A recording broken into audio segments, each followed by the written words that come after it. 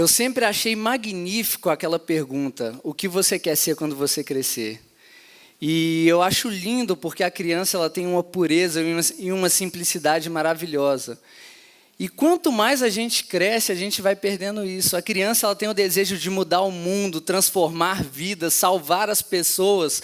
Tanto que quando a gente é criança, a gente quer ser astronauta, a gente quer ser médico, a gente quer ser policial, a gente quer ajudar, a gente quer mover o mundo. Mas a gente vai crescendo e isso vai mudando um pouco na gente.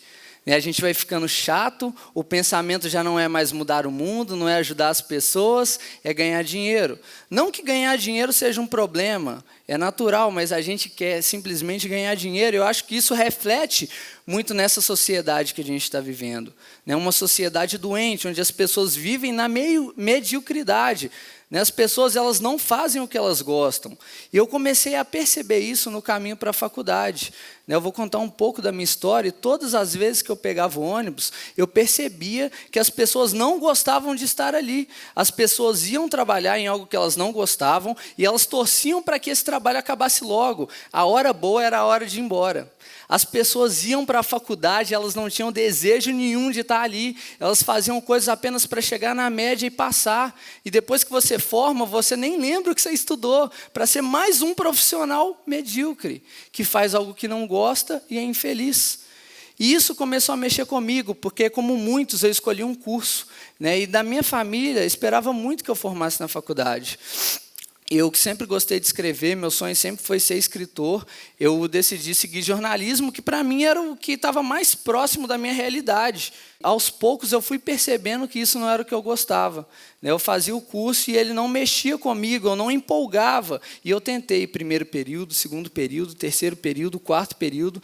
E foi aí que eu tomei uma decisão que mudou minha vida para sempre. Eu tinha duas escolhas: ou eu continuava em um curso onde eu não gostava, mas pelo menos eu teria um curso superior, ou eu largaria aquilo ali e tentaria mudar a minha vida nesses próximos 2 anos, que seria a conclusão do curso. Lógico que a maioria das pessoas pensaria: é muito mais fácil você terminar, pelo menos você vai ter um curso superior, e na pior das hipóteses você tem uma célula especial, certo? As pessoas pensariam assim. Eu decidi mudar minha vida e falei: em 2 anos isso vai mudar. E fui conversar com a minha mãe, já tinha algumas outras coisas que geravam problemas na minha casa, e após uma discussão, falei coisas que não devia, ela falou coisas que não devia, eu decidi sair de casa. Decidi morar sozinho, e veio um primo meu de Montes Claros também, ele tinha largado um curso, a gente decidiu morar junto. E um dia, fazendo um brainstorm, eu era estagiário da prefeitura, ganhava R$420, isso não dava para sustentar uma casa. E falei com meu primo, chamado Judson, falei: Judson, a gente precisa pensar formas de ganhar dinheiro. E a gente fez aquele brainstorm, eu sou fã de brainstorm, você vai falando um monte de merda, até que uma hora sai uma coisa que presta. E o Judson é um cara muito inteligente. Ele sempre teve ideias ótimas, mas ele não sabia como executar essas ideias. E do nada ele falou assim: olha, um amigo meu falou da gente vender poesia. E eu falei: cara, que genial isso, vamos vender poesia. Eu sempre escrevi, ele sempre escreveu, e a gente sempre teve essa vergonha de mostrar para as pessoas. A gente nunca, quem escreve ou quem faz alguma coisa na área de arte, sabe como é difícil mostrar algo que é de você, algo que é da sua alma, algo que te torna vulnerável. E ele falou isso, eu achei genial, porque eu não conhecia ninguém que tinha vendido poesia. E eu falei: ótimo, Judson, como que a gente vai fazer isso? Ele: olha, eu pensei aqui, a gente vai montar um varal na Praça 7, vai de pendurar umas poesias escritas à mão e vamos vender lá uns R$5. E eu sou um cara que a pessoa vai falando, eu vou imaginando. E ele ia falando, eu já me imaginei assim, na Praça 7, de dread, pulseirinha na perna, fumando um entorpecente. E eu falei assim: não, peraí, eu não quero virar hippie, é o seguinte, vamos pensar uma outra forma. Não sei, e acabou que a ideia ficou ali, e eu entrei dentro do metrô naquele dia. E pela primeira vez eu reparei numa galera que era muda e entregava uns papéis, era um A4 dobrado no meio, e eu cheguei com essa ideia em casa, falei: Judson, vamos vender poesia igual surdo e mudo lá no metrô. E eu acho que ele não botou muita fé nisso. Eu liguei para um amigo meu que faz grafite comigo e falei assim: Casque, estou lançando um novo empreendimento aí, tá ligado? E preciso que você cola comigo, vou dividir tudo com você que eu ganhar. E nessa época não existia essas empresas existia, mas não era tão famosa essas empresas de pirâmide, que você chama a pessoa, ela já fica toda assim. Eu chamei e ele foi.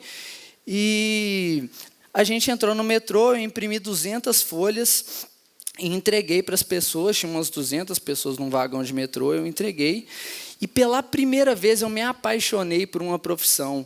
E isso era muito especial para mim, porque todo mundo sempre me falou da dificuldade de ser ouvido, né? Tipo assim, de ser lido. Eu falei assim, eu nunca vou conseguir chegar num público grande com algo que eu escrevo. Eu sempre me vitimizei muito e achei que eu não era capaz.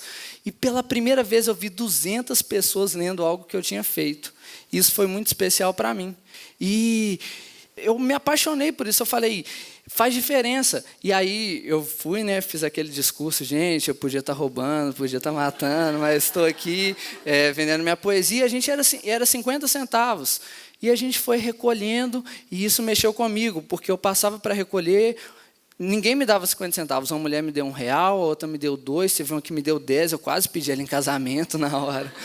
Falei, caramba, que louco isso. Aí cheguei em casa animado, Judson, isso faz diferença. A gente vai ficar rico. Eu já ando com as calças caindo, cheio de moeda. E a gente não tinha nada. A gente mobiliou a nossa casa na época com o dinheiro das poesias.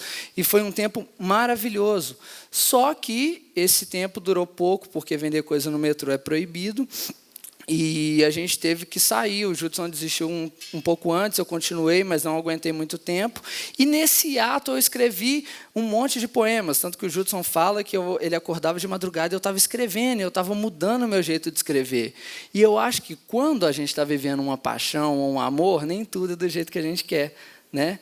Eu tive que dar um hiato naquela coisa gostosa de estar ali no metrô, né? Eu estava passando por um momento difícil, ou seja, na minha relação de paixão, e nesse tempo eu produzi um livro, né? E eu achava que eu não podia lançar um livro porque eu não era bom bastante, né? Eu falava assim, poxa, eu não sou um Carlos Drummond. Eu custei entender que não precisava ser Carlos Drummond, eu tinha que ser o Felipe Arco, tá ligado? Você não precisa ser o seu primo, que às vezes a sua família fala assim, nossa, esse é o primo que já passou em 1000 faculdades. Não, você é você, tá ligado? Você precisa escrever a sua história. E a gente, né, eu e o Judson, tendo que pensar formas de novo de ganhar dinheiro, a gente fez outro brainstorm e ele veio com outra ideia genial. Ele falou assim, por que a gente não vende paçoca, cara? Todo mundo gosta de paçoca. E eu falei, uou, paçoca é louco. Todo mundo gosta de paçoca. Por exemplo, aqui, quem não gosta de paçoca? Viu? Tem sempre um. Eu não mando embora porque eu não posso. Mas eu acredito na cura, irmão. Eu acredito.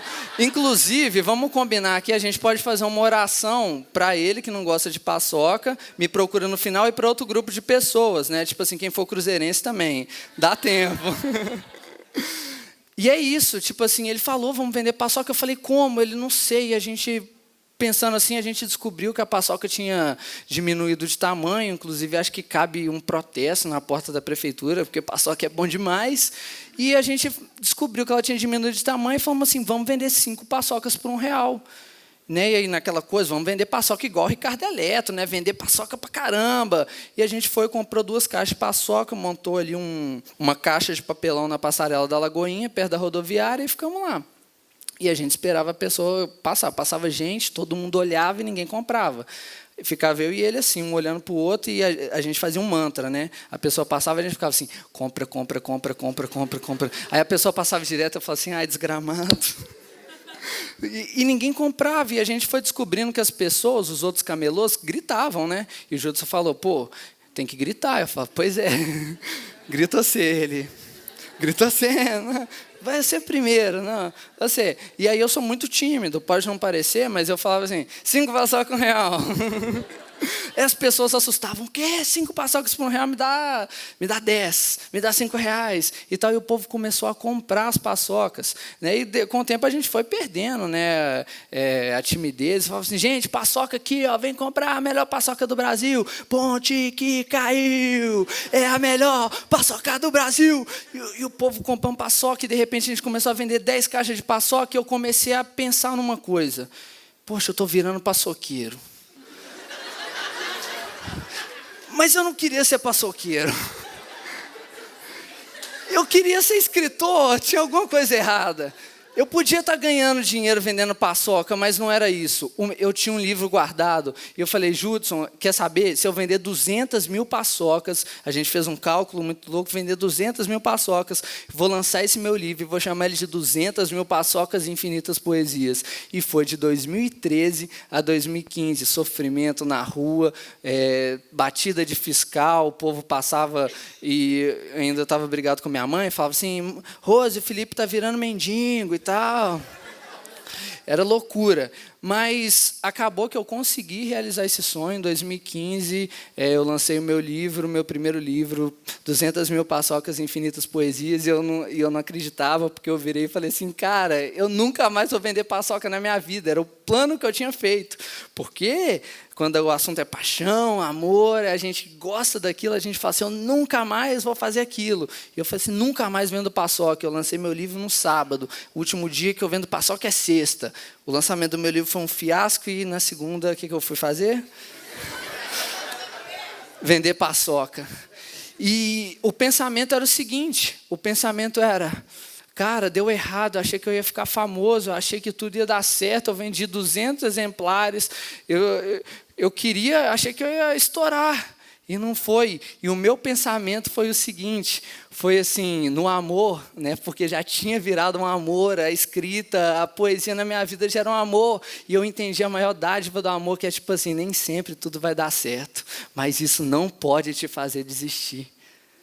Tá ligado? E isso mexe comigo demais, a ponto de eu saber que o amor, por exemplo, eu citei a história da minha mãe, e às vezes cada um tem suas histórias, eu sei dos meus defeitos, eu sei dos problemas que a gente tem, mas independente disso eu te amo, eu te perdoo, eu estou com você, e é isso que faz a diferença. Eu não duvidei que eu daria certo.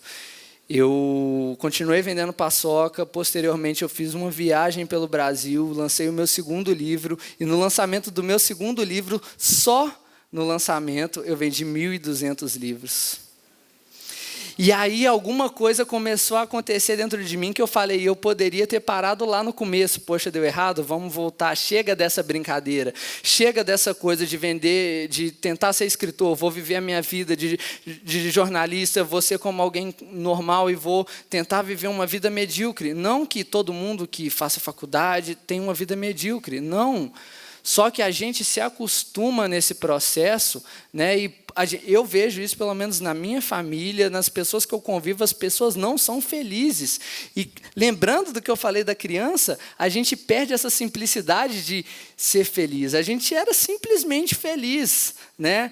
Hoje a gente faz planos para ser feliz, a gente assemelha a felicidade com o passado. A gente encontra um amigo da antiga e fala assim, nossa, como era legal aquela época, né? A gente era tão feliz. A gente esquece de ser feliz, a gente não preocupa, às vezes a gente não dá curtir no momento, a gente quer que acabe. Pô, o Felipe está falando ali um tempão, que hora que vai acabar? Ai, minha faculdade, que hora que vai acabar? A minha vida, que hora que vai acabar? Sabe, em 12 meses, hoje é dia 31 de agosto de 2019, dia 31 de agosto de 2018, foram 12 meses, a gente dormiu, basicamente, um ser humano normal, 4 meses. Quem trabalha também trabalhou 4 meses. E ainda tem o tempo que você fica no ônibus. Você pode colocar aí mais um mês, se contar tudo. E ainda tem o tempo de quem faz faculdade, mas é 2 meses. O tempo de diversão que ainda sobra, você fala assim, poxa, agora eu vou aproveitar, vou dormir o dia inteiro.